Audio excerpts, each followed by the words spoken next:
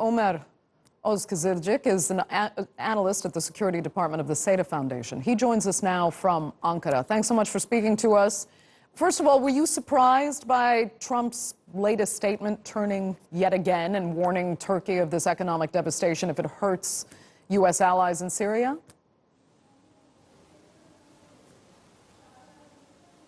So actually, the tweet of Trump is not clear what he actually means and when he will impose sanctions or any kind of other economic harm to Turkey and the Turkish economy.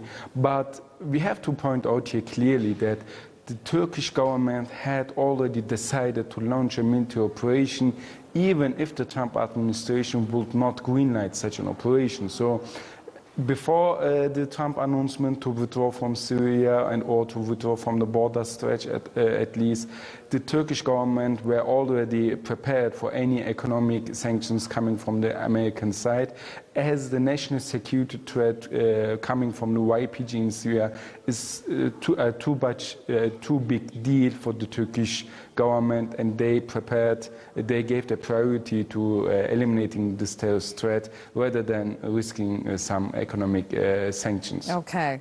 So, Omer, help us understand how much Turkey is actually taking on in this operation. Some are saying that Syrians in border cities are actually afraid and may try to flee, creating yet another wave of refugees, which is exactly what Turkey wants to avoid.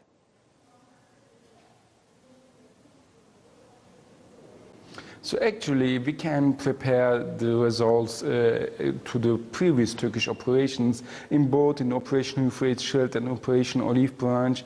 The population in these areas increased a lot. So we are speaking now about 2 million people who are living in the Turkish protected areas in Afrin and northern Aleppo. And we expect that between 1 and 2 million people might return to the safe zone, which will be established by Turkey in northeastern Syria. And here, I have also to point out that over 500,000 Syrian Kurds are not living inside the YPG-held areas, but as refugees in Iraq, Turkey, and Europe. And this is an important number because the total Syrian Kurdish population is not even big, and we have to admit that the population in northeastern Syria and in safe zone is a mix of Arab and Kurdish residents.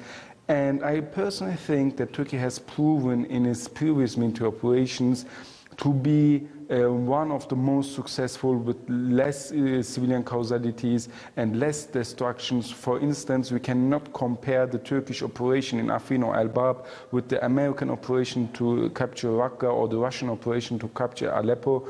Both cities, Aleppo and Raqqa, were destroyed, but Afrin and Al-Bab are now model cities for Syria's reconstruction.